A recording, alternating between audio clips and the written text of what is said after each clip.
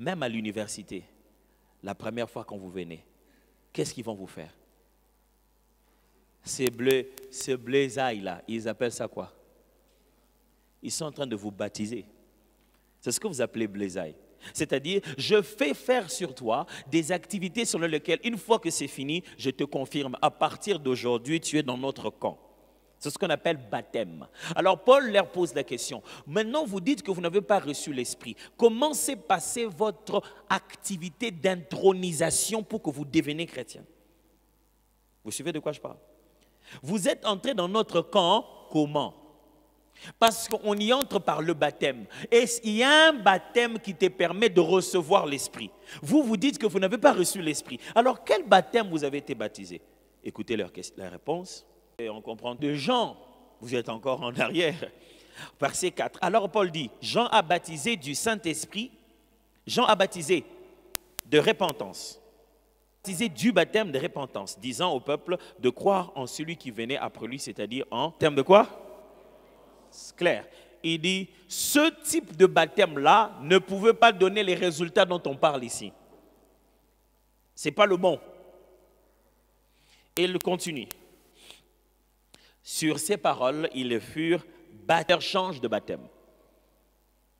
Il leur baptise maintenant au nom du Seigneur Jésus. Baptiser au nom de Jésus ne veut pas dire baptiser en disant « je te baptise au nom de Jésus », qui est différent de dire « je te baptise au nom du Père, du Fils et du Saint-Esprit ». Non. Baptiser au nom de Jésus, c'est comme dire baptême de Jésus, comme il venait de dire baptême de Jean. C'est-à-dire baptiser le baptême recommandé par Jésus, le baptême du mandat de Jésus. Le baptême pour devenir disciple de Jésus. Ce n'est pas le baptême pour lequel on a dit au nom de Jésus. Ça va? Lorsque Paul leur a eu imposé les mains, le Saint-Esprit vint sur eux et ils parlaient en langue et prophétisaient. Ils étaient en tout environ 12 hommes. On ne leur a même pas parlé de que vous devez parler en langue. On ne leur a même pas expliqué que vous allez prophétiser. On leur a juste dit qu'il leur manquait quelque chose, qu'il leur manquait quelqu'un, qu'il leur manquait une chose. On ne leur a pas expliqué sur le prophétique. Mais une fois qu'on leur a bien enseigné le bon baptême, on les a fait la bonne initiation à la foi chrétienne, on les a fait le véritable blaisaille à la foi. Hein, ce n'est que pour vous expliquer avec les termes que je vous explique ici. Une fois qu'ils sont passés par là, la conséquence a été directe. Le Saint-Esprit qui était toujours là s'est dit, c'est bon, maintenant, je peux aller chez eux.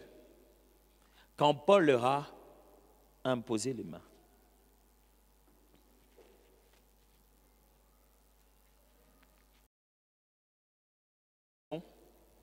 Et de faire un commentaire sur l'idée des manifestations de l'Esprit et me mettre à recevoir vos questions. 1. Recevoir le Saint-Esprit était un sujet important pour les premiers chrétiens. Ça, c'est la première pensée qu'il y a ici. Recevoir le Saint-Esprit était un sujet important. De sorte qu'à peine on s'est rencontrés, tu me dis, toi tu es chrétien, moi si je suis chrétien, vérifions ça. Il ne se disait pas, toi tu es de quelle église? Non, il dit, est-ce que tu as reçu l'Esprit toi? Recevoir le Saint-Esprit était un sujet important pour les premiers chrétiens. 2, le sujet du Saint-Esprit était lié aux fondamentaux de l'initiation à la foi chrétienne, comme le baptême. Le sujet du Saint-Esprit était lié aux fondamentaux de l'initiation à la foi chrétienne comme le baptême. C'est-à-dire, le sujet du Saint-Esprit était un sujet de base pour montrer si oui ou non tu es réellement devenu chrétien.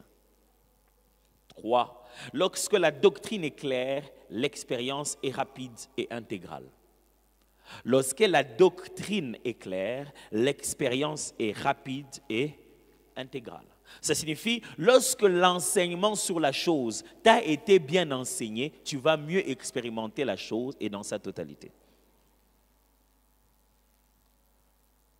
Lorsque la doctrine est claire, l'expérience est rapide et intégrale. Une fois que Paul n'a même pas duré, il leur a juste fait la différence entre ce qu'ils avaient reçu et ce qu'ils devaient recevoir, et il leur a tout de suite donné d'être baptisé de Jésus, boum, il s'est mis à parler en langue et en prophétiser. Personne ne leur a même expliqué que, écoutez, les apôtres, même le Paul là qui est en train de leur parler, il n'était pas à la chambre haute. Le jour de l'effusion du Saint-Esprit, lui-même n'était pas là. Mais ça montre tellement que c'est le même esprit, lorsque le même principe est respecté, que lui qui était même absent à la chambre haute est capable de permettre à d'autres personnes d'expérimenter la chambre haute. Lorsque la doctrine est bien expliquée, l'expérience est rapide et intégrale. Il y a toujours des choses qu'on n'a pas compris, que l'on mélange, qui nous empêchent de vivre les choses comme ils doivent être vécues. Les paroles que je vous annonce sont esprit et vie. 4. Être baptisé du Saint-Esprit vient avec parler en langue et prophétiser. Il y a un package. Partout, vous lirez dans le Nouveau Testament où cette expérience de recevoir le Saint-Esprit vient, ça vient toujours avec ces deux expériences. Parler en langue et prophétiser. Il s'est mis à parler en d'autres langues et prophétiser. Il s'est mis à parler en d'autres langues et prophétiser. Ça signifie que le même esprit que tu as reçu qui t'est fait parler en langue, c'est exactement le même esprit qui te fait prophétiser aussi. Tu n'as pas besoin d'un autre esprit pour commencer à prophétiser. C'est-à-dire tout parleur en langue est potentiellement prophète. Tout celui qui parle en langue est potentiellement capable de prophétiser. Maintenant, le problème est comment quitter de parler en langue pour que ça devienne une prophétie. Alors, le problème qu'il y a ici, c'est lorsque nous utilisons le terme manifestation de l'esprit. Ce terme-là se trouve dans 1 Corinthiens chapitre 12. C'est ça le thème qu'on m'a demandé de développer aujourd'hui. Ça se trouve dans 1 Corinthiens chapitre 12, au verset 1. La Bible dit ceci: en ce qui concerne les dons spirituels, je voudrais, frères, que vous ne soyez pas dans l'ignorance. Vous vous souvenez de ça? Vous voulez qu'on lise un peu? 1 Corinthiens. Si tu es encore dans l'Ancien Testament, tu es perdu. Chapitre 12, verset 1. Pour ce qui concerne les dons spirituels, je ne veux pas, frères, que vous soyez dans l'ignorance. Vous savez que lorsque vous étiez païens, vous vous laissez entraîner vers les idoles muettes selon que vous étiez conduits. C'est pourquoi je vous déclare que nul, s'il ne parle par l'Esprit de Dieu, ne dit Jésus est anathème, et que nul ne peut dire Jésus est Seigneur si ce n'est par le Saint-Esprit. Mais regardez la première phrase. Il dit, en ce qui concerne les dons de l'Esprit, je voudrais, frères, que vous ne soyez pas dans... Hein? Est-ce que vous pouvez me rappeler le 4e principe que je viens d'enseigner tout à l'heure? Il a dit quoi? Viens avec le parler en langue. Qu'est-ce que le 3e veut dire? Le 3e, j'ai dit quoi? On va faire ça à 1, 2, 3. 1, 2, 3. Lorsque la doctrine est claire, l'expérience est rapide et intégrale. Lorsque l'enseignement sur la chose est donné de la manière dont elle doit être donnée, on vit plus facilement la chose. Je vais encore répéter la phrase de Paul. Je voudrais, frères, que vous ne soyez pas dans... Quelque chose se passait à Corinthe. Les gens manifestaient le don avec tellement d'indiscipline parce qu'il leur manquait la chose essentielle. La connaissance.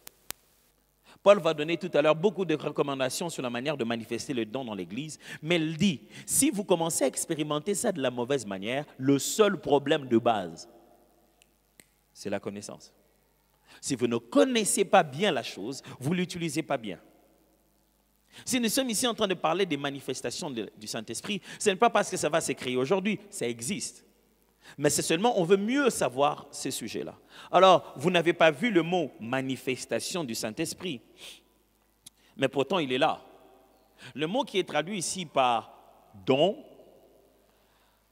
est un mot très différent de celui que vous trouvez dans Romains chapitre 12, par exemple. Romains chapitre 12, on est en train de parler de plusieurs dons. On dit qu'il y a certains qui ont dons de présidence, dons des miracles. Il parle d'autres types de dons. Les mots qui est utilisé dans 1 Corinthiens 12, parlant des dons, qu'est-ce que j'ai dit? Dans Romains 12, parlant des dons, c'est un mot grec, charis, qui signifie grâce, faveur, potentiel particulier, un potentiel. Ça signifie une faveur. Mais le mot qui est utilisé ici, que, bon, disons que le second a traduit par don, c'est un tout autre mot. Le mot qui est là, c'est un mot composé qui dit pneumatikos. C'est-à-dire, pneuma veut dire esprit. Allez, ça écrit avec un P qui ne se lit pas. Pneuma. Et quand vous ajoutez le suffixe tikos, pneumatikos veut dire les choses qui concernent l'esprit. Makambo molimo, c'est ça la bonne traduction. Les choses qui concernent l'esprit, les choses qui montrent que l'esprit est là. Ça veut dire l'épreuve de la présence de l'esprit. Les choses qui montrent que l'esprit est manifeste. Les actions par lesquelles l'invisible pointe sa présence. C'est ça ce que ça signifie ici. Ça ne signifie pas un don dans l'idée des cadeaux. C'est pour cette raison, vous entendez, il y a des gens qui disent, moi je n'ai pas tel don, moi je n'ai pas le don des prophéties, moi je n'ai pas le don des miracles. Non, non, non. Ces choses ici, ce ne sont pas des cadeaux qu'on te donne pour gérer toi-même. C'est une manière dont l'esprit choisit de se manifester en toi. Donc, tu ne peux pas avoir un don de parole de connaissance. Tu ne peux que manifester la parole de connaissance. Je sais que je suis en train de détruire complètement quelque chose dans la tête des gens. That's going to be hard, man. C'est pourquoi je me suis dit, il fallait qu'on pose des questions. Je ne veux pas vous embrouiller, franchement. Mon ministère ne consiste pas à vous embrouiller, consiste à simplifier les choses. Même si au début, je dois d'abord les rendre un peu plus complexes pour que ça devienne intéressant. Alors, les manifestations de l'esprit, ça signifie, quand l'esprit est en toi, c'est lui qui choisit de quelle manière il doit se manifester. Et Paul parle de 9 types de manifestations différentes, en montrant que l'esprit peut se manifester d'une dimension qui montre la révélation, l'esprit peut se manifester d'une dimension qui montre la puissance, l'esprit peut se manifester d'une dimension qui montre complètement juste la connaissance de Dieu, juste tes cordes vocales sont l'instrument qu'il veut utiliser. Mais vous ne possédez pas le don. Mon frère, tu peux venir s'il te plaît? Ma soeur, pouvez venir? Ouais, c'est une illustration, vous en faites pas. Vous n'allez pas tomber, il n'y a pas de tomber, ok? On tombe, on tombe pas avec les vestes en pagne. Vous pouvez venir par ici, s'il vous plaît? Alors, voici. Vous appelez comment? Naomi. Lui, c'est Michael, elle, c'est Naomi. C'est fantastique comme nom, hein? C'est très intéressant. Lui... Alors, moi, je suis l'Éternel, leur Dieu, dans l'illustration, bien sûr. Et lui, c'est l'ange, Michael, ok, qui va aller donner ça à Naomi. Tout est biblique ici, vous voyez ça? Ça là, lui ne peut pas appeler ça un don. Voilà, je lui ai dit ceci. Michael, est-ce que tu peux donner ça à Naomi? Le don est à qui? Je veux vraiment votre réponse. Le don est à qui? Qui peut dire qu'il a reçu le don? Ok. Michael a reçu quoi? Ah, vous voyez? Michael est un facteur. Il a fait passer le don. Donnez-moi s'il vous plaît. Michael est un canal par lequel je passe. Il peut l'avoir. Naomi est là. Naomi ne sait même pas qu'elle a reçu un don venant de Dieu. Michael est porteur de ce don-là. Tant que Michael ne manifeste pas, ne délivre pas, ne donne pas ce qu'il a reçu, il n'y a pas encore de manifestations. Ça va? Moi ici, je peux lui avoir donné. Parce que quand vous venez dans l'église et que je reçois une parole prophétique et je ne dis pas, vous ne verrez aucun don de prophétie être manifesté. La manifestation n'a de sens que quand j'exprime ce que j'ai reçu. Et voilà le truc. Ça, Michael donne. Ça va? Michael donne, s'il te plaît. La valeur et le nom qu'on va donner à ça, ça ne dépend pas de Michael. Ça dépend de Naomi. Je vais répéter. Ça ne va pas s'appeler parole de connaissance comme il le reçoit. Ça va s'appeler parole de connaissance comme il le donne. Ok? C'est l'utilité de ce qu'il donne à Naomi qui prend le nom de manifestation. On ne reçoit pas une parole de connaissance. On donne une parole de connaissance. Donne-moi encore ça. C'est pour cette raison qu'on souffre dans les manifestations de l'esprit. Parce qu'on veut que je te donne à toi une parole de connaissance. Or, ici, il n'y a aucune manifestation de l'esprit. Ici, il y a le langage de Dieu, l'écoute et la sensibilité spirituelle. Alors, voilà ce que vous commettez comme erreur. Chaque fois qu'on vous demande de vous améliorer dans la façon de donner, voici, vous, ce que vous faites, vous travaillez votre façon de donner. Remets-moi mon truc. Essaye de donner maintenant. Hein, donne, non? Essaye de donner, donne. Nous passons tout notre temps à travailler la façon de donner au lieu de travailler la façon de recevoir. La perception spirituelle, ne confondez pas la perception spirituelle et la manifestation de l'esprit. Ok? Ça signifie une vision, de l'écoute, une interprétation de songe, de l'imputation, une perception dans ses sens, la conviction intérieure. Toutes ces choses-là ne sont pas des dons. Ce sont des langages. Ok. Si je lui donne un message, je lui parle, je lui dis, va dire à Naomi qu'elle est bien habillée aujourd'hui. Ah, il est allé. Les gars, il est allé carrément. Vas-y, finis ta mission. Tu as dit? Tu n'as pas dit? Mais vas-y.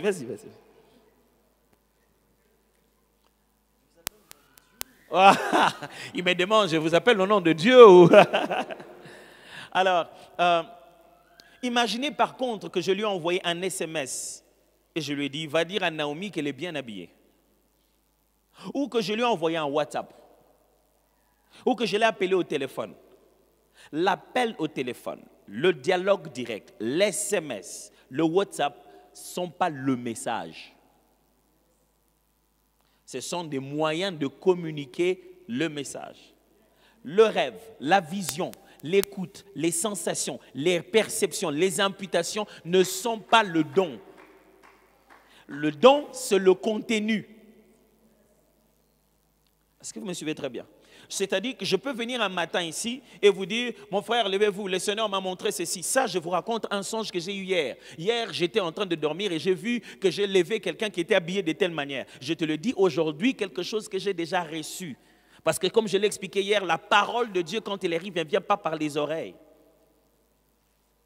Et je t'ai dit des choses que j'ai eues par un songe. Je t'ai dit, mon frère, j'ai vu que tu t'habillais comme ça, ton père s'appelle comme ceci. Tout cela, c'est un rêve que j'ai eu. Toi, tu vas appeler ça une parole de connaissance parce que je te donnais une parole qui montre une connaissance que je ne pouvais pas avoir par moi-même. Mais comment je l'ai reçue, c'est autre chose. Si vous voulez apprendre à mieux délivrer des messages, vous devez améliorer votre relation sur les manières dont moi je communique avec toi. Tu vas devenir un si bon ami que tu peux avoir un WhatsApp de ma part, un SMS de ma part, un emoji de ma part. Tu n'envoies pas des emojis à ton patron. Ton patron te dit, mais est-ce qu'aujourd'hui tu viens au travail? Tu lui envoies, trop la flemme. Non.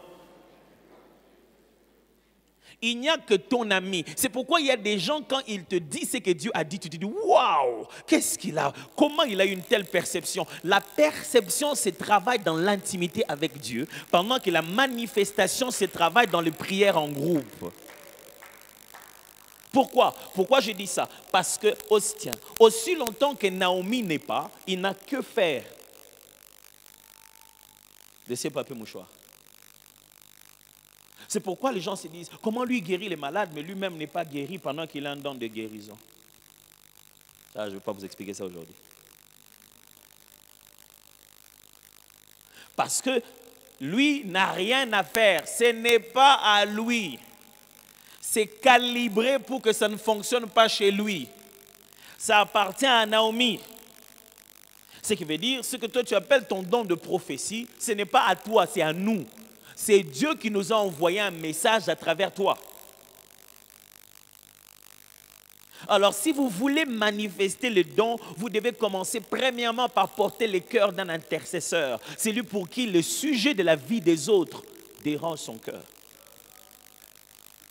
C'est comme ça, tous les prophètes de l'Ancien Testament étaient des intercesseurs. C'est pourquoi le prophète par excellence est jusqu'aujourd'hui un intercesseur auprès du Père.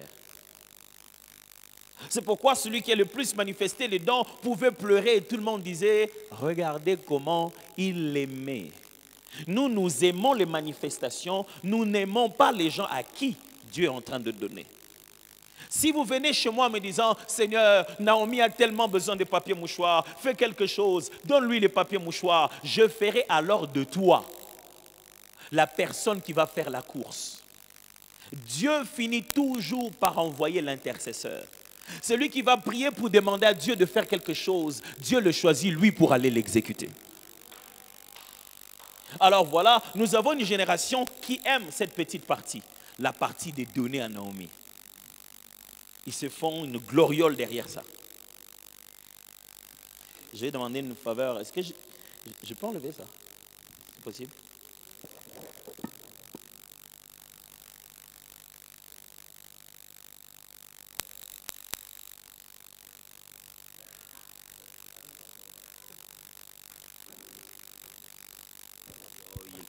C'est anti-déontologie qu'il a enlevé la veste. Et je vous ai demandé, non? Comme ça, mais pas si mauvais. Alors, Paul dit ceci. Il y a 9 façons de donner à Naomi. Les façons qu'il cite là ne sont pas les façons de moi de lui donner à lui. Ça va? Il y a 9 types de cadeaux à donner à Naomi. Un cadeau qui montre qu'on connaît Naomi depuis son enfance, on sait ce qui se passe maintenant. Un autre type de cadeau qui montre qu'on sait qu'est-ce que Naomi doit faire maintenant pour pouvoir s'orienter dans les jours à venir. Un autre type de cadeau qui vient pour dire à Naomi qu'est-ce que Dieu pense d'elle, quel sera son avenir. Un autre type de cadeau qui vient pour que quand Naomi est malade, ça puisse lui donner une bonne santé. Un autre type de cadeau qui vient pour que quand une chose est limitée dans les moyens humains, il y ait une intervention divine qui les fixe plus rapidement. Et un autre type de cadeau qui vient pour que quelles que soient les choses qui se passent dans l'esprit de Naomi ou tout autour de ce climat spirituel, on puisse le lui révéler. Un autre qui vient pour que quand un langage de Dieu lui a été adressé, dans n'importe quelle langue, on soit capable d'interpréter ce langage-là. Un autre qui est venu pour que juste Naomi soit capable de parler dans une autre langue. Alors, Paul leur enseigne comment on délivre. C'est pourquoi dans 1 Corinthiens chapitre 4, 12, 13, 14, il commence à insister. Il dit, je ne veux pas que vous puissiez donner 2 personnes en même temps. Attendez que l'un prophétise d'abord et l'autre puisse se taire. Paul va expliquer comment s'exprime, comment on manifeste dans l'Église les dons qu'on est censé délivrer. En réalité, le bon terme, ce n'est pas lui qui a reçu les dons. Lui, il le manifeste et elle reçoit le don. Du coup, maintenant, je peux connaître le pasteur Atoms, peut m'envoyer ça dans une boîte à DHL et il me l'envoie. Quand il m'envoie pour que j'ai déposé quelque chose, je ne sais pas toujours, je ne peux pas dire au pasteur Atoms, pasteur, moi je ne donne pas à Naomi de l'argent. Si tu donnes de l'argent, je ne peux pas donner à Naomi. Je fais si j'en ai là. Il faut que l'exemple soit concret.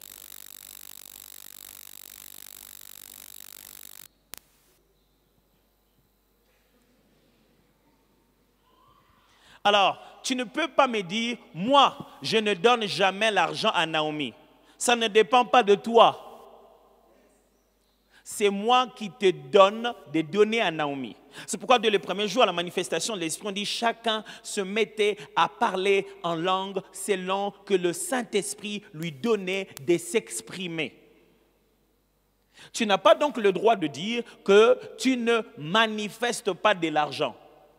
Dis seulement que moi, je ne te donnais pas encore de l'argent. Ne dis pas que toi, tu ne peux pas donner à Naomi de l'argent. Dis seulement que moi, jusqu'à aujourd'hui, je ne t'ai jamais donné de l'argent à donner à Naomi. Je répète ça avec les termes bibliques. Tu ne peux pas dire que tu ne peux pas prophétiser. Dis que jusqu'à aujourd'hui, les messages que je t'ai donnés, il n'y en a pas eu qui soient prophétiques. Alors, pasteur, mais pourquoi il y a des gens qui prophétisent régulièrement plus que les autres? Ça dépend. Le besoin de Naomi, aujourd'hui, était-ce de l'argent ou le papier mouchoir?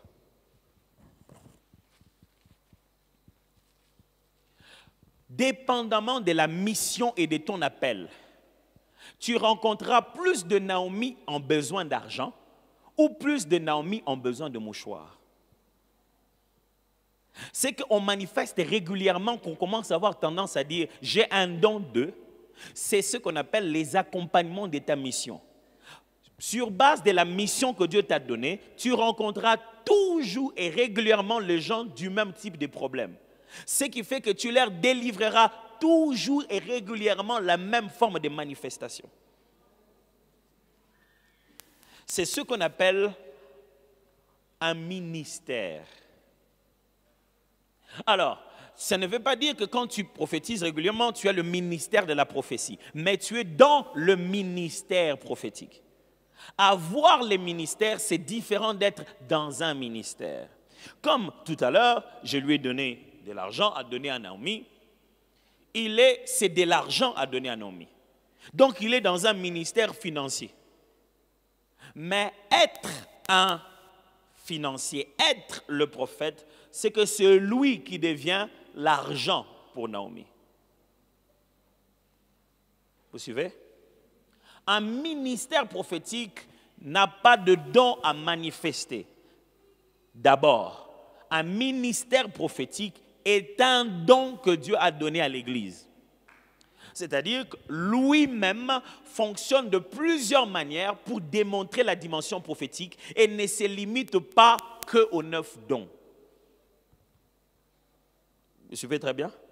Dieu utilise toute sa vie pour être un moyen de canaliser le peuple dans la compréhension de sa volonté. Il ne se limite pas aux manifestations de dons, qui sont seulement prophétiques. Il en est ainsi de tous les ministères de la parole. Mais vous qui manifestez le don dit prophétique, vous êtes dans son département. Dans quel département se trouve la police? Dans quel ministère se trouve la police? Hein? Ministère de l'Intérieur. Le ministre de l'Intérieur est policier? Hein? Ok. Mais la police se trouve dans le ministère de l'Intérieur. Ça signifie que quelqu'un peut être ministre du prophétique, mais ne pas être aussi bon dans la façon de manifester un don prophétique. Celui qui en a le don peut l'avoir tellement bien travaillé son don que dans la manifestation de don, celui qui est policier est plus fort. Mais dans la responsabilité de la sécurité intérieure, c'est le ministre qui en a la responsabilité. Ce qui signifie que le ministre ne peut pas t'arrêter en route. Mais le policier le peut. Et c'est pour cette raison que l'Église ne peut pas marcher avec les ministres. Les ministres sont là pour le perfectionnement des saints en vue que les saints-là exercent le ministère. Ça va? Donc il y a des moments où il faut donner aussi l'argent.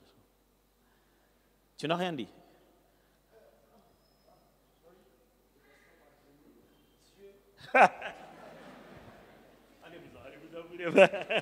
Vas-y, c'est pour toi. Ce sont des exemples incroyables, les deux là. Et qui se demandent, mais elle n'a pas remis les 10 000 francs, je lui ai donné. Ah! C'était une manifestation, non? Maintenant, le frère, c'est passé par là, entre ses mains. Il peut même commencer à faire du chantage à la sœur Naomi, en lui disant, moi, j'ai de l'argent. Il peut même commencer à bouffer de l'argent à la sœur Naomi parce que lui, il peut manifester de l'argent. Et c'est ce que la Bible ne veut pas. Est-ce que ça a été clair? Hey, est-ce que ça a été clair? Ce qui signifie que si le bénéficiaire du don n'est pas, ton don ne se manifeste pas. Alors, j'aime toujours dire en riant, arrêtez de nous dire à l'église que vous avez les mains qui chauffent parce que vous avez un don de guérison. Jusqu'à aujourd'hui, vous avez juste manifesté un... Okay. Ça existe. Parce que tu as compris, je sens mes mains qui chauffent. Dieu m'a appelé à la guérison. Oh, c'est trop beau à entendre. J'ai même entendu quelqu'un dire, pasteur, compris, mais j'aurais fait, pouf, pouf, je ne sais pas ce que Dieu veut me dire. Peut-être que tu es sur le point de commencer de l'écouphène, qui est une maladie d'oreille justement basée sur les hautes fréquences, les fortes fréquences de son. Ce n'est pas ça les manifestations de l'esprit. Le seul moyen de savoir que tu guéris les malades, va guérir les malades, non?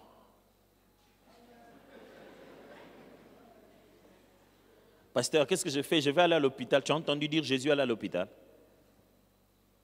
Mais tu verras que Jésus allait des lieux en lieux, des familles en famille. Il exécutait seulement tout bonnement la bonne mission que Dieu lui a donnée. Quand tu es quelqu'un qui va visiter les gens, qui va aller dans les réunions de prière, qui va... Pourquoi quand toi tu vas chez ton ami, tu trouves, mon cher, comment ça va? Ah, je ne me sens pas bien. Ah, au milieu, il doit lui prendre. Ah, bon, ça va aller, mon cher. Hey, Jésus guérissait les gens en plein milieu d'un banquet. On l'a invité pour manger. Il regarde son voisin qui est de l'autre côté de la chaise. Il est gonflé. Et on appelle ça de l'hydropisie. Donc, il était hydropique. C'est-à-dire qu'il avait une maladie qui fait que dans son corps, il avait beaucoup d'eau. Il a gonflé, les jambes ont gonflé tout de lui. Jésus vient pour aller manger. On l'avait invité chez un pharisien. Il s'assied, il regarde. Il dit, oh, Youssef, bien, toi, t'es pas normal. Qu'est-ce que t'es? C'est quoi ça? La Bible dit il est guéri. Il n'y a pas d'autre façon d'expliquer cela. C'est-à-dire Jésus ordonna que les messieurs de mincissent. Instantanément. Est-ce que toi, tu peux manifester l'esprit dans une salle de fête de mariage? Parce que c'est là que Jésus a fait son premier miracle. Dans les noces de Cana. Les manifestations de l'esprit ont une dimension qui a pour but de convaincre le païen. Paul le dit dans 1 Corinthiens, il dit, s'il venait au milieu de vous un non converti, les pensées de son cœur seront révélées et il glorifiera Dieu du fait de l'avoir visité. Les dons et les manifestations de l'esprit, même à l'intérieur de l'église, visent ceux qui sont venus et qui ne connaissent pas Dieu. Généralement, quand j'essaie d'apprendre aux jeunes le prophétique, l'école de prophètes ou non gifted, je leur demande toujours un exercice, je les prends ensemble, je dis, bon ok, on va sortir, on va aller dans ce coin-là, vous allez rencontrer les gens, vous allez leur donner une parole prophétique. Pas à l'église. À l'église, on va te comprendre direct. Dis, maman, le Seigneur me montre que tu vas avoir un enfant. Je voyais comme un garçon, comme une fille. C'est-à-dire que, entre nous à l'église, on s'est dit, bon, dans tous les cas, mon gars, moine. Mais dis c'est un païen que tu ne connais pas, que tu as rencontré en route, que depuis que tu es en train de lui parler, il te regarde comme ça. Vas-y, parle. Tu as vu, hein? Tu as vu quoi? Quand vous devenez rigoureux avec les dons spirituels, ils deviennent authentiques. Quand vous dites à quelqu'un, oui, pendant que ce n'était pas clair, vous l'encouragez à continuer à tâtonner. Dites-lui, ok, c'est bon, j'aimerais quand même t'expliquer, mais là, je n'ai pas compris, ou bien, ce que tu m'as dit, ce n'était pas exactement ça. Ça lui pousse à s'améliorer dans sa façon de présenter cela. Ça va?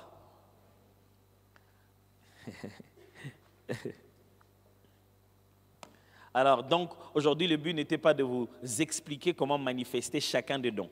Donc, ce qui veut dire que si je dois vous enseigner sur les dons spirituels, première étape de base, je dois vous enseigner comment on reçoit le papier mouchoir. Ça, c'est une autre chose.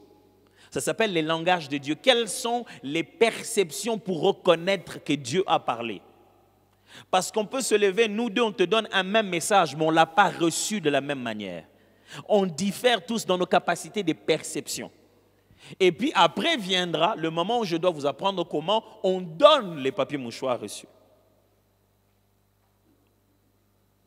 Ça va? Alors, c'est toute cette chaîne-là qui est l'entraînement à la manifestation des dons spirituel. Alors, qui pose la première question? Ben, mon cher, bon, ça c'est me tenter quand même, hein? Donc, bon, c'est vrai, c'est vrai. On trouve un micro pour lui, s'il te plaît. Vous pouvez lever les mains pour que je voie déjà combien de gens vont poser. On a déjà Michael qui est ici. OK. OK. Est-ce qu'on voudrait bien avoir une sœur aussi? Il n'y a pas des sœurs? Les sœurs, pas de questions vous voulez poser?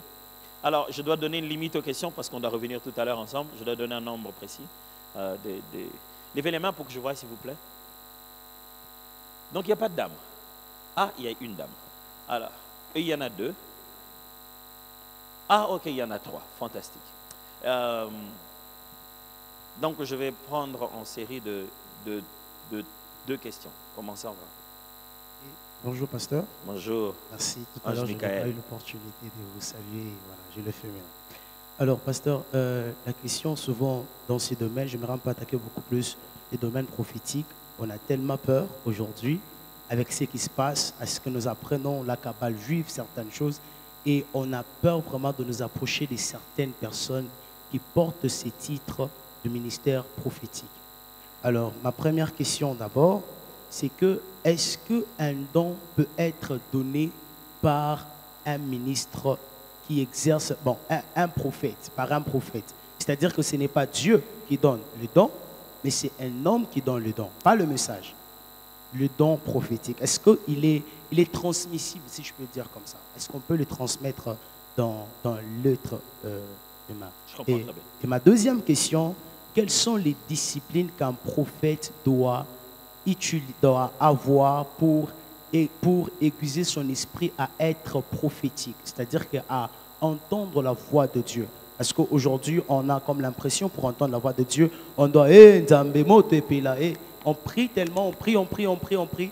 Et qu'est-ce que Dieu a dit à la fin? Le frère te dit, Dieu a dit qu'il t'aime. On ne sait plus. Juste tout ce temps, 1 heure du temps de prière pour me dire que Dieu me dit qu'il m'aime. Ça n'a pas de sens en fait. Ça n'a pas de sens. Alors vraiment, c'est une opportunité pour moi. D'ailleurs, je vais vous chercher pour vous poser ça en coulisses. Mais voilà pour la question. Frère Michael, c'est ça? Frère Michael, j'aimerais d'abord commencer par te dire que le Seigneur a dit une chose, que tu devrais ne pas douter à ton appel à l'enseignement. La flamme qui bouillonne en toi de vouloir nuancer les choses, de les comprendre avant de donner aux autres, c'est vraiment un appel à l'enseignement. Quoi que tu ressentes dans ton cœur un besoin d'approfondir dans les études sur cette affaire, ce ne sont pas d'abord les études qui feront de toi un enseignant de la parole. Ce qui fera de toi un enseignant de la parole, c'est la parole elle-même. Alors, je voulais juste te confirmer le fait que le Seigneur t'a appelé au ministère, certes vrai.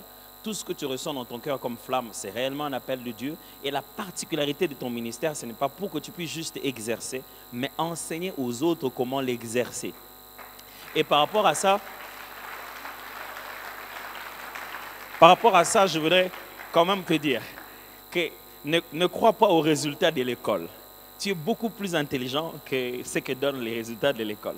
Quel que soit ce que tu as connu pendant ton parcours scolaire et tout cela, quel que soit au-delà de ce que toi tu aurais voulu avoir et ce que tu as fait, le Seigneur me demande juste de te dire, tu vaux au-delà des informations qu'on donne en salle de classe, parce qu'il a prévu dans ta tête une capacité de compréhension. Ce qui signifie que même quand toi, tu ne pouvais pas réussir au point que toi, tu désirais réussir, mais tu étais capable d'expliquer ces choses-là aux autres qui réussissaient mieux que toi. Et ça a toujours été ça. D'autres personnes, jusqu'aujourd'hui, viennent recevoir des conseils chez toi, même si tu n'es pas encore pasteur, mais ils viennent te voir pour recevoir des conseils, parce que l'esprit qui est sur toi est un esprit de sagesse et d'intelligence, qui est capable d'expliquer aux autres la vérité que Dieu veut leur donner.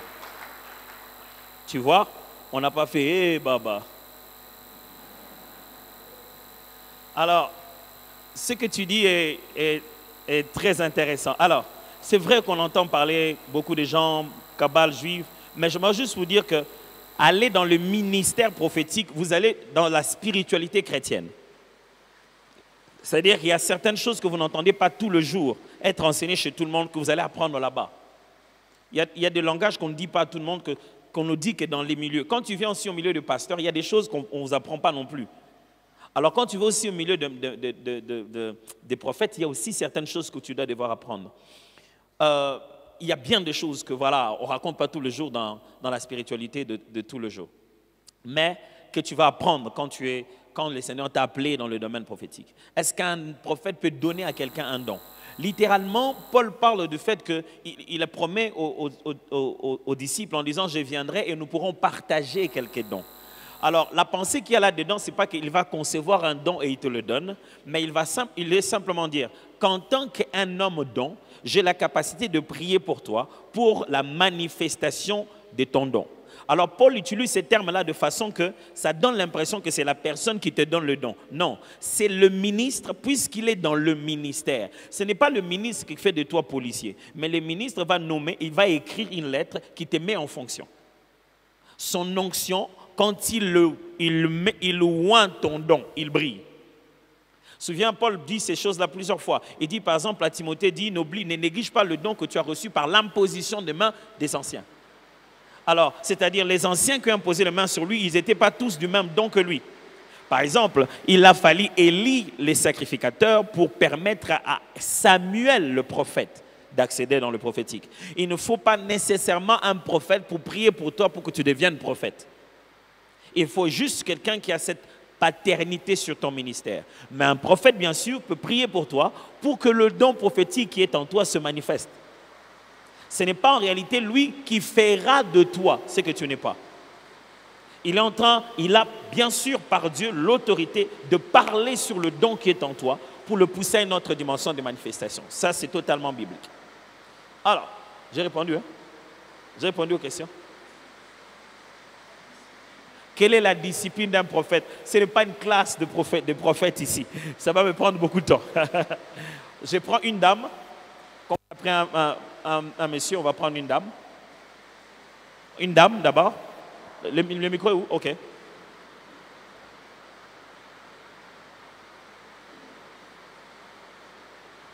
Bonsoir tout le monde.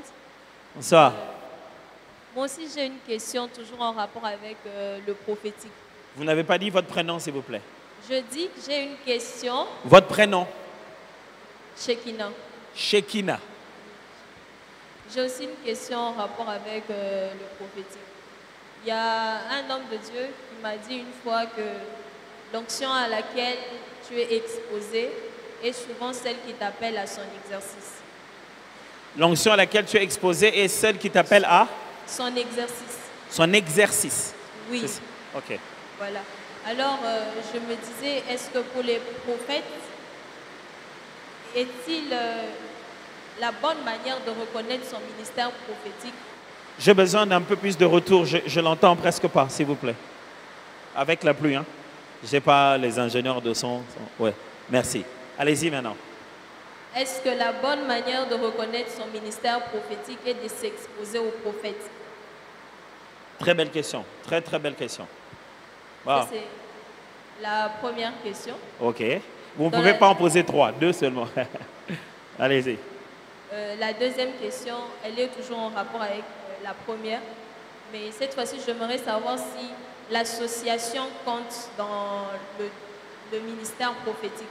Est-ce que lorsque je suis prophète, je suis appelée à m'associer avec mes frères prophètes pour que mon ministère explose forcément, ou je peux travailler mon ministère seul?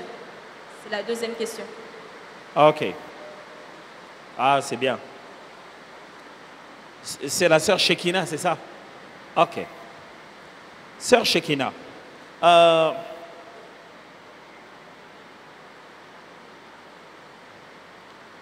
Je voudrais quand même attirer ton attention sur maintenant que vous avez compris quels sont les vrais termes, je vais quand même utiliser les anciens termes pour que vous compreniez de quoi je parle. Je voudrais attirer votre attention sur votre don de songe. Ce n'est pas un don, vous avez compris, c'est un langage spirituel de Dieu. Le prophétique chez vous, c'est un prophétique apocalyptique. C'est-à-dire que Dieu peut vous parler sur des choses qui vont vraiment se passer très, très loin. Alors, très, très loin. Vous pouvez voir même dans la ville, vous voyez des choses comme dans l'Apocalypse, quoi. Quelque chose de grand s'élève, des symboles très, très forts. C'est comme ça que le prophétique se manifeste chez vous. C'est un langage de prophète. Vous devez commencer à comprendre que les prophètes reçoivent le prophétique aussi par le songe. Et ce que vous devez apprendre, c'est que quand le prophétique en vous commence trop souvent d'abord par l'apocalyptique, c'est un signe d'appel pour que vous puissiez prendre conscience de votre appel, pour que progressivement vous commenciez à recevoir des prophéties personnelles. Dieu vous parle très souvent par des songes, mais des choses qui concernent plusieurs personnes en même temps, qui peut concerner la nation, qui peut concerner l'Église, qui peut concerner les familles de gens. Alors, c'est très rarement qu'il vous parle que pour un seul individu. C'est généralement un grand setup, c'est beaucoup de choses qui viennent en même temps. Tu vois de quoi je parle, n'est-ce pas? Alors, ça, c'est un appel de l'Esprit de Dieu pour t'apprendre comment, à quel point tu es connecté au prophétique. Maintenant, l'interrogation que tu te poses maintenant, c'est comment ça ne peut pas revenir au niveau de celui qui doit voir aussi les problèmes maintenant quand je suis éveillé et directement. Pourquoi la perception prophétique qui se passe en toi dans ton songe n'est pas la même quand tu es en éveil? En éveil, c'est à peine que tu as une petite vision ou quelque chose qui apparaît et qui disparaît. En fait, ce qui se passe dans ton don... Ok, je vais répondre à ta question seulement, c'est mieux. Alors, ce qui se ressemble a tendance à s'assembler, c'est logique. On ne se pose pas la question quand tu es pasteur. Tu dois rester au milieu des pasteurs, mais quand toi-même tu constates, tu vois que les pasteurs sont tout le temps ensemble.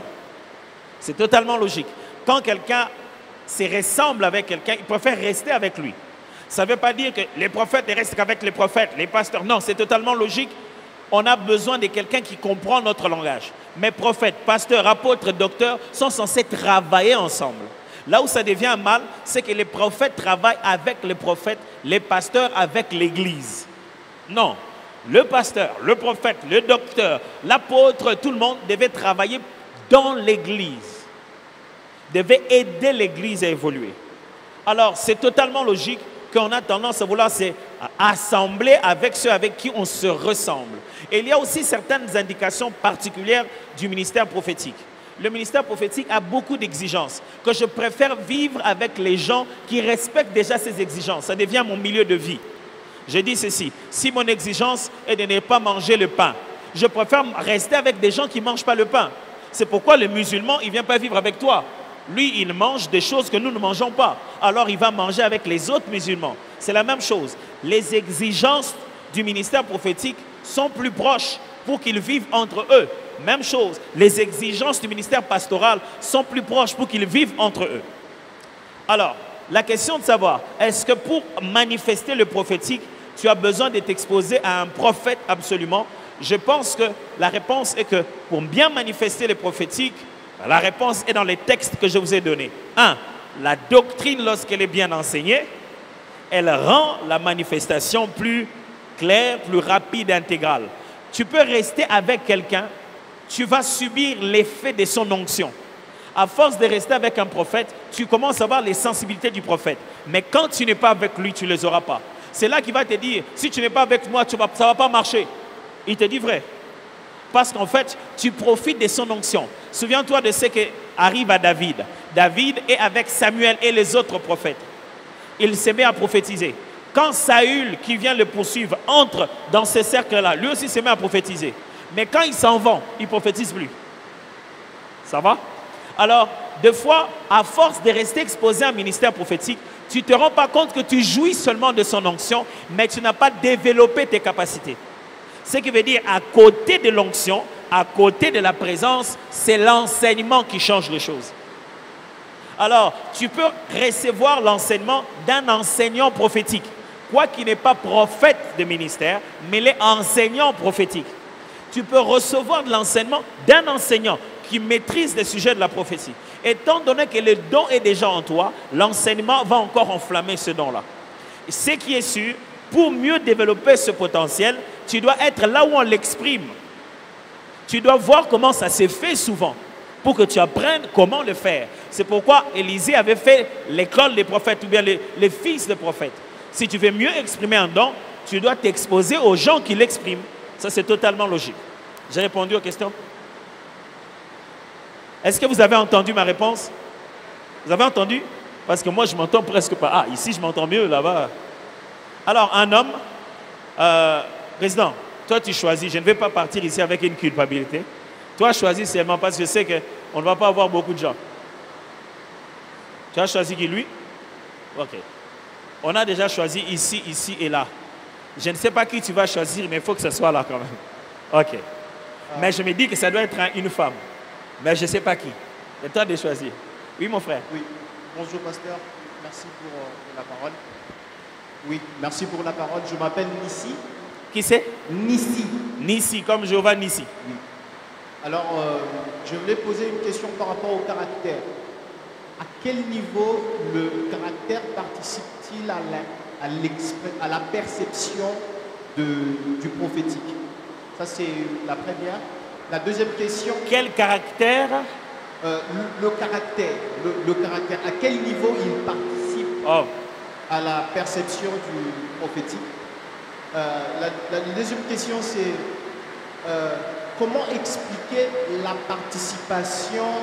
Vous voyez, des fois, on a des images, mais vous êtes participatif et vous êtes très agité. En fait, des fois, je dors, je vois des choses dans lesquelles je participe et je suis très agité pendant ce moment-là et j'ai peur. J'arrête. Fantastique.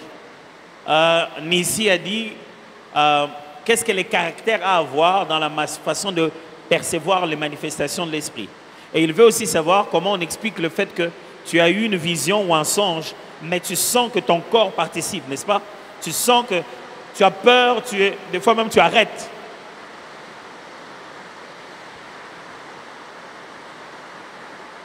Alors, ok, je commence par la première question. Qu'est-ce que les caractères a à voir? Le caractère accorde la longévité aux manifestations. Ça signifie, quand tu deviens quelqu'un, ça permet à ceux qui se manifestent de temps en temps de commencer à devenir réguliers. Ça signifie, le caractère est l'endroit où en toi, le don devient comme un ministère. Pourquoi? Qu'est-ce que c'est qu'un ministère de prophète? Un ministère de prophète, c'est l'homme prophète. C'est toute sa vie qui devient le message. Quand tu commences à transformer ta vie, ton caractère commence à se transformer d'après les Écritures, ça accorde de la permanence et de la longévité à ton don. Ça va? Tu deviens l'endroit où le don coule. C'est très important. Et l'autre chose que les caractères aident beaucoup, c'est que le caractère t'apprend à percevoir Dieu de plusieurs autres manières. C'est-à-dire, dans les caractères, pour bâtir les caractères, le Saint-Esprit te fait passer par des voies et moyens, des réalités de la vie où tu finis par comprendre. Ah, c'est Dieu qui m'avait fait ça. Ah, c'est Dieu qui voulait ça. C'est comme ça qu'on apprend. Du coup, tu apprends à reconnaître Dieu, même quand tu as vu seulement son dos. Tu passes par une situation difficile, tu en sors et dis c'était Dieu. Tu as pu reconnaître que Dieu a fait une chose sans qu'il n'ait rien dit. Pourquoi? Les caractères te font ressembler à Dieu. Et Dieu ne fonctionne pas avec le don. Plus tu deviens comme lui, ce n'est plus avec le don que tu fonctionnes. Tu fonctionnes avec la gloire. Ok, ça c'est encore a whole other thing. Ok? La deuxième des choses que je dois te dire, c'est au sujet de... c'est quoi la question déjà? C'était... oui, tu as une vision et tu participes, tu sens la participation. Que faire? Alors, je vais arrêter par l'autre question parce que je crois que j'utilise ma voix trop fortement à cause de la pluie. Je suis en train de crier. Je ne vais pas casser la voix pour le soir. Je répondrai qu'à la dernière question de la sœur de l'autre côté. Donc, je suis en train d'essayer comment vous apprendre ça et au niveau ici et petit à petit qu'on monte. Premièrement, au niveau des songes ou des images symboliques, lorsque tu vois une image symbolique dans laquelle tu participes, c'est pour te montrer que c'est quelque chose dans lequel Dieu te donne une responsabilité. Je parle de songe. Tu as vu quelque chose dans lequel tu as joué dedans. Toi aussi, tu as fait quelque chose. Ça démontre un degré de responsabilité. Dieu ne te révèle pas seulement ce qui se passe, Dieu te révèle aussi qu'est-ce que toi, tu dois faire. Mais tu dois apprendre une chose. Dans une seule nuit, un être humain est capable de rêver plus de 3000 songes. Ce n'est pas moi qui raconte ça, c'est la neuropsychologie. Un être humain peut rêver près de 3000 songes dans une seule nuit. Pourquoi? Parce que notre sommeil est fait d'un cycle de 15 minutes, 45 minutes. Nous ne dormons pas d'un trait, nous dormons par cycle. 15 minutes, 15 minutes, 15 minutes, 15 minutes, et boum, le cycle reprend.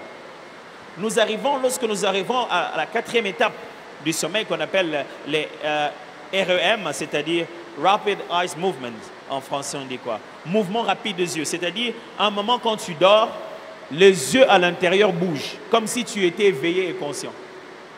À ce moment-là, M de ton corps, tu reprends l'activité.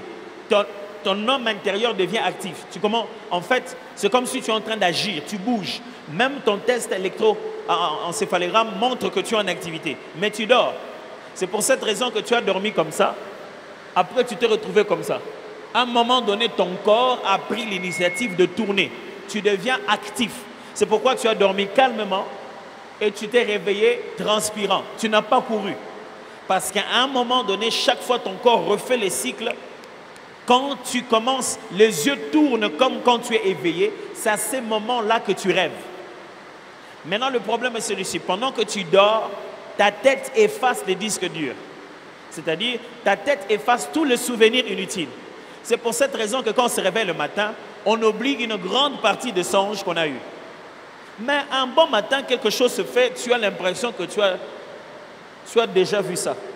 Ce sont là les indicateurs de quelque chose que tu as déjà vu dans un songe, mais qui est dans la partie des songes qui sont effacés au niveau de ta conscience. Alors, en réalité, quand tu vois dans un songe, ça ne signifie pas toujours que tu es ici et tu vois dans le songe. Non, ça signifie que l'Éternel aussi a transporté ton esprit. C'est ce que Ézéchiel et les prophètes dans l'Ancien Testament disent. L'Éternel me transporta. Ça signifie que des fois quand tu as une vision, ton corps est là, mais l'Esprit de Dieu t'a mené à cet endroit. Est-ce que tu comprends? Ce qui signifie que tu arrives à un endroit, tu vois par exemple, tu as des visions, tu vois, tu es dans un endroit, les gens faisaient de la sorcellerie, tu as vu, il y avait oncle tel, et puis il se tourne, il te voit, il commence à te poursuivre. Sache que le matin, il sait que tu l'as vu. Parce que tu n'as pas rêvé de lui. Tu étais là, à l'endroit où il était. Ça va? Parce qu'en esprit, la notion de l'espace n'est pas la même. C'est pourquoi tu entends un prophète dire « J'étais dans mon esprit, je suis allé. » Ce n'est qu'un langage. Ça signifie simplement qu'en esprit, il n'y a pas d'espace. Hello? Ça va?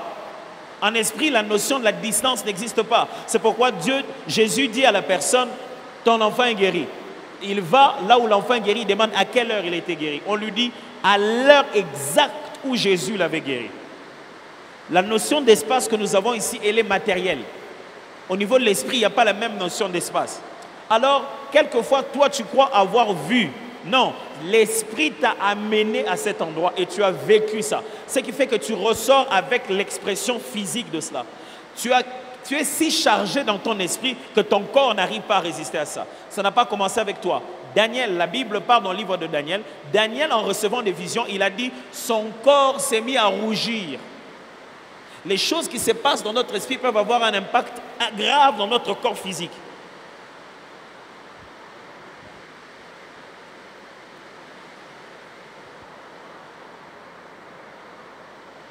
Exactement. C'est pourquoi j'ai demandé de juste faire la dernière question de la dame tout à l'heure. Ça va? Donc, quand tu fais l'expérience dans ton esprit et que tu prends conscience de ton corps, il est possible que tu vives ça. Mais la troisième des choses, c'est parce que nos notions de la spiritualité sont telles que nous ne la connaissons pas très bien. C'est ton âme qui a peur. Je te donne un exemple. Imagine quelque chose. Ça va? Imagine avec moi. C'est une tête, mais qui est à 4 niveaux. Qui est 4 têtes dans une. Tu vois? Et dans une partie ici, ça ressemble à un homme. Là-bas, c'est comme un animal. la basse comme un oiseau là-bas. Et quand ça avance, ça fait le bruit des chars. Ça a des yeux, comme ça, des yeux.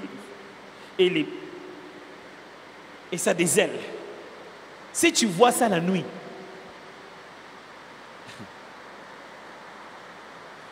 mais c'est ce que Ézéchiel appelle un chérubin. C'est ce que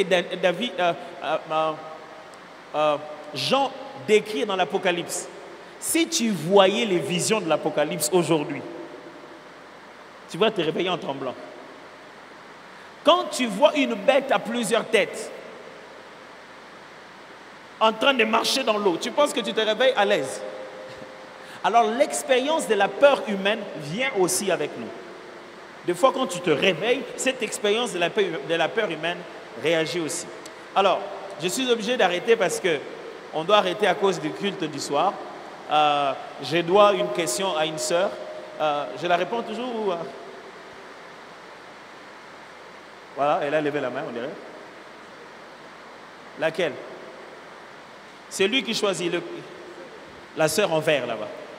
Une question, ma sœur.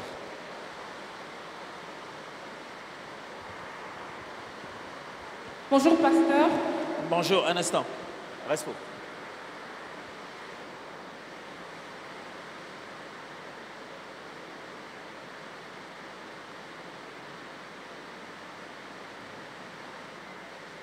Allez-y, s'il vous plaît.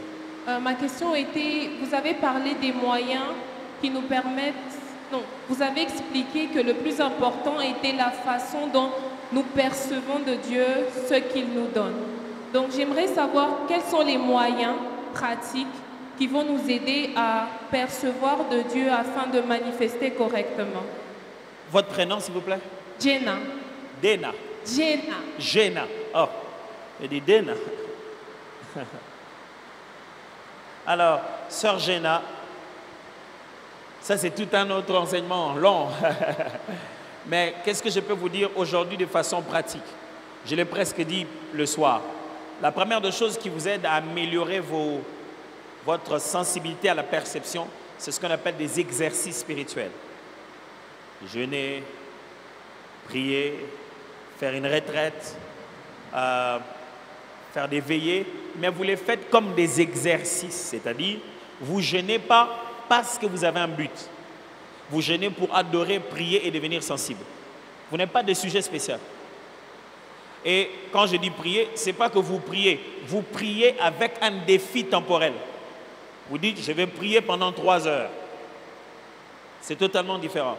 Et quand je parle de retraite, je ne dis pas aller avec les amis. J'ai dit aller seul, dans un endroit où vous êtes seul, où vous sentez que vous vous ennuyez. Quand je dis seul, c'est sans téléphone, c'est seul. Quand je dis veiller, je ne dis pas à l'église. J'ai dit seul, où tu veilles à un moment. Oh, alléluia. Tu apprends à connaître tes propres limites. Et c'est comme ça. Dieu veut te parler à toi. Même si j'ai une vision et toi si tu as une vision, la manière dont toi tu recevras la vision n'est pas la même. Alors ce que Dieu veut, c'est toi. Tu finiras par comprendre que Dieu te parle de certaines façons qui sont même peu conventionnelles. Tu peux reconnaître la voix de Dieu même en regardant la télé. Mais ça s'apprend dans ta façon à toi d'exercer d'abord ce qu'on appelle les exercices spirituels. Ça, c'est la chose la plus importante que tu devrais apprendre à faire. Alors le mal est celui-ci. Ne passe pas tous les temps dans les exercices. Le sens des exercices, c'est qu'après la solitude, tu dois trouver un endroit pour pouvoir exercer. Après avoir fait des retraites et tout cela, va prier avec les amis. Reste avec des gens dans un endroit où tu peux maintenant leur donner le don que tu as reçu. Ça, c'est très important. Ça peut vraiment beaucoup vous aider. Ça, c'est, allez, le basique. Hein? Mais quand vous allez grandir, vous allez commencer à vous rendre compte qu'il y a aussi des choses à éliminer pour devenir mieux dans la perception. Alors, vous devez éliminer votre régime de consommation d'images. Si vous voulez être capable de voir des images authentiques, vous ne pouvez pas passer tout votre temps avec des écrans. Les écrans vous empêchent le sommeil et les écrans affichent les images de façon trop longtemps dans votre tête. Du coup, la première image spirituelle qui vient en vous, c'est une vieille image que vous avez déjà regardée. Alors, diminuez la fréquence, même excluez même les images. Surtout au moment où tu veux te disponibiliser pour exercer des dons. Mets de côté les choses à recevoir qui peuvent mettre la guerre avec ce que Dieu peut t'envoyer. Alors, si tu veux encore bien, justement, t'aguerrir à ça, comme je dis, il y a des choses à éliminer. Il y a des images et il y a aussi des conversations. Il y a aussi des collaborations. Il y a aussi des gens avec qui parler. C'est pour cette raison que les prophètes avaient l'habitude d'habiter à un endroit très éloigné. Pour que quand ils viennent, ils ne soient pas comme quelqu'un à qui on a raconté les choses. Si tu veux être authentique vis-à-vis des gens, tu dois apprendre à vivre en dehors de leur milieu. De temps en temps, tu as besoin d'être loin de ces réalités-là. Ça, c'est parmi les choses que tu dois apprendre en fait à couper. Donc, couper la télé, couper les choses. Et une autre chose que tu dois apprendre, c'est la capacité à gérer ton corps. C'est-à-dire, l'expérience spirituelle se fait dans un corps physique.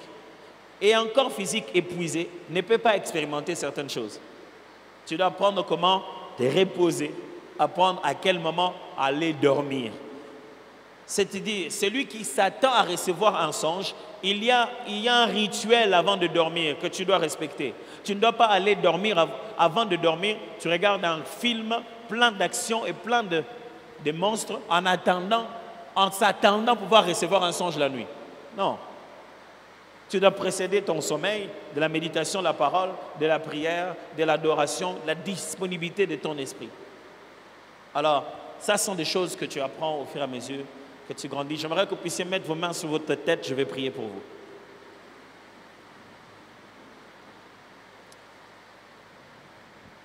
Tendre Père, je viens de parler comme au jour de Paul. Je prie que l'enseignement de la doctrine rende l'expérience beaucoup plus palpable.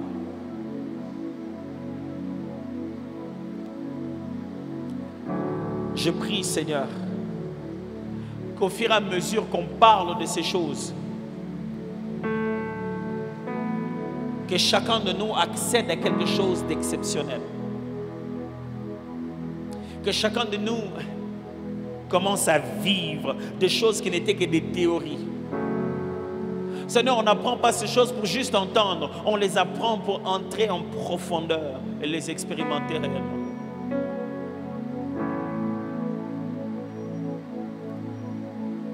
Merci Seigneur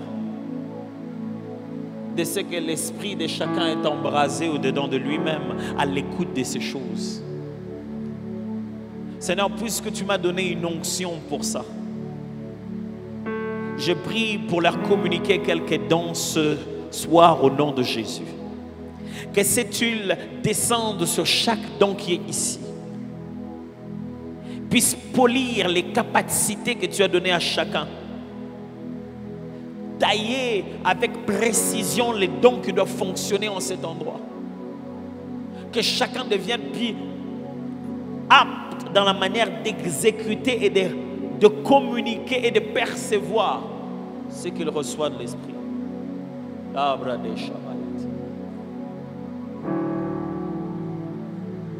Et qu'une nouvelle race des hommes et des femmes qui exercent le don puisse paraître ici dans cette province. Combien n'as-tu pas béni cette grande province des personnes qui ont des merveilleux dons?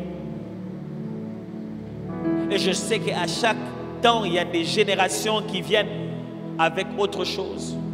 Je prie que cette nouvelle génération vienne aussi avec une autre chose, un autre vent de stabilité, un autre vent de précision, un autre vent d'enseignement et de solides fondements de la doctrine.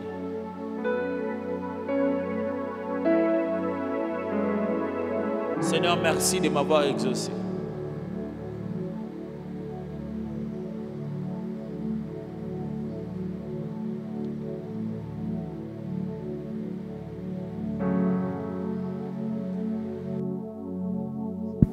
Est-ce que nous pouvons acclamer le Seigneur?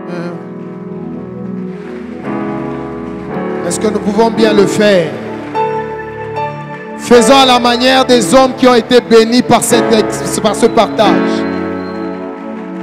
Est-ce qu'on peut bien le faire? Amen.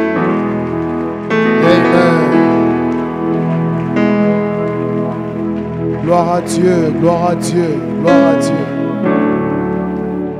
Y a-t-il quelqu'un qui a été béni? La prière élevée de nos cœurs et va dans le sens de la prière du pasteur Adams, selon lequel nous souhaitons que ce qui a été dit ne soit pas seulement des enseignements de plus, mais que ce soit des enseignements qui nous introduisent dans quelque chose de nouveau, dans la vie de l'esprit. Alors nous nous souhaitons tous de vraiment marcher dans cette voie de l'esprit et d'expérimenter ces choses. Alors avant de nous séparer, nous aimerons informer que tout à l'heure à 17h juste, notre culte, nous l'aurons. Nous sommes toujours dans ce programme de 40 jours de jeûne et prière. Et ce soir, le docteur Adams doit revenir pour intervenir déjà selon le programme qui a été donné à partir de 17h15 pour lui permettre de finir à temps et de se diriger à l'aéroport. Donc, si nous avons souhait de participer à ce culte, au vu du temps, j'aimerais nous conseiller de ne pas être très loin du lieu pour pouvoir être là à temps, parce qu'à 17h juste on démarre et lui à 17h15 il est censé prendre la parole déjà. Alors nous allons incliner nos têtes en prière et prier pour les offrandes. Seigneur, nous venons à toi, nous t'apportons ce que tu nous as donné. Bénis nos dîmes et offrandes, bénis nos offrandes, bénis tout ce que nous t'apportons en ce lieu pour ta seule et unique gloire et l'avancement de ton œuvre au nom de Jésus. Amen. Est-ce qu'on peut s'approcher rapidement pour offrir